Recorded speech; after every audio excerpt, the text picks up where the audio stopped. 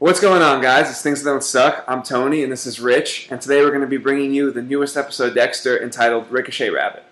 So I felt like this episode really took a step backwards. With the reveal last week that Geller's been dead this entire time, it felt like a secret that should have been kept until the season finale, or at least the penultimate episode.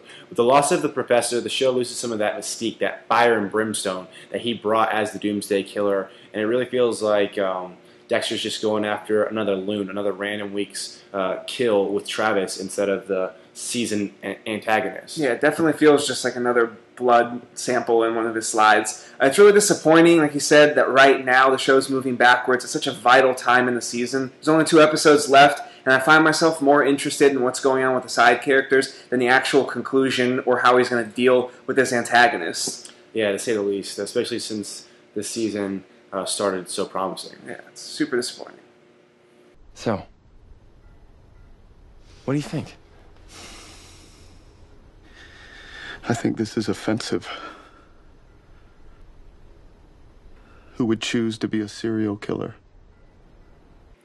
This episode felt forced down our throats, seeming like more of a catalyst to push forward the plot of the season and not really something to push forward the characters. There's just a lot of incongruencies. Yeah, I'm ultimately just confused at what's going on. I don't really understand, one, how Travis finds the horse so quickly and so easily with no resources, while Dexter has to jump through hoops just to get a name. I also understand how Travis is so quick to trust and then just go to someone's house, a blogger who you have no idea who she is. It could be the police. It could be a vigilante trying to stop him. Yeah, it could be Dexter setting him up. And there's just, you would take a step back, anyone with a brain at least, take a step back and try to just analyze the situation before knocking on a door and being like, hey, it's me.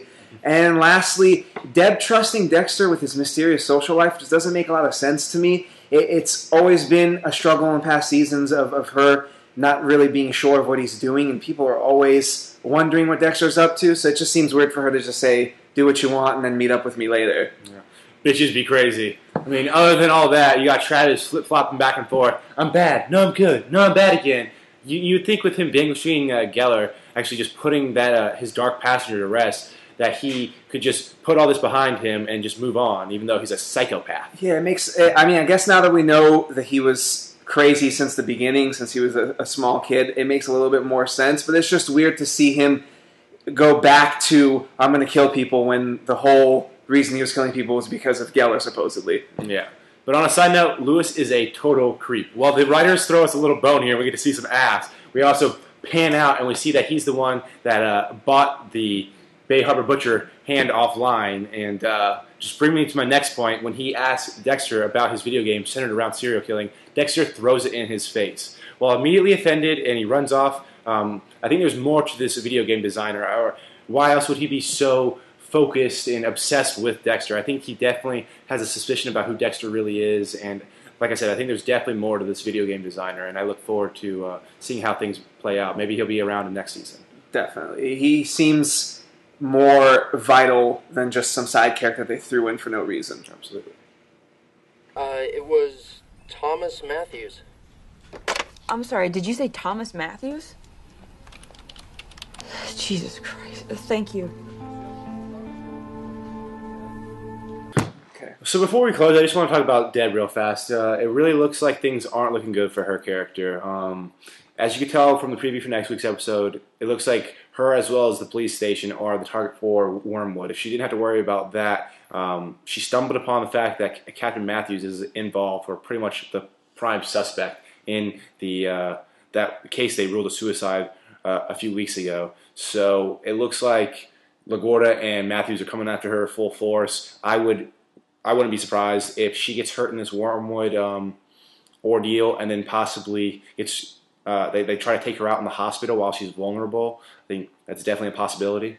Definitely. And lastly, the only thing that needs to be closed out is Bautista and what's going to happen to him, whether he's going to make it out of that situation alive or whether they're going to kill him off. He's kind of lost his way. He's not lieutenant. He didn't really get what he wanted, and now his sister's getting screwed by some creep who's making... It's been a bad season for a lot of really characters. I mean, Quinn is just in the dumps. I mean, how's he even a cop anymore? Drinks, shows up late, and sleeps, and somehow manages to have a job. Yeah, but we give this episode a 7 out of 10. It was an alright episode, but it really moved backwards. Very confusing. Yeah, if you enjoyed our review, make sure to click that like button and check out our site at thingsthatdon'tsuck.info. See ya. Thanks.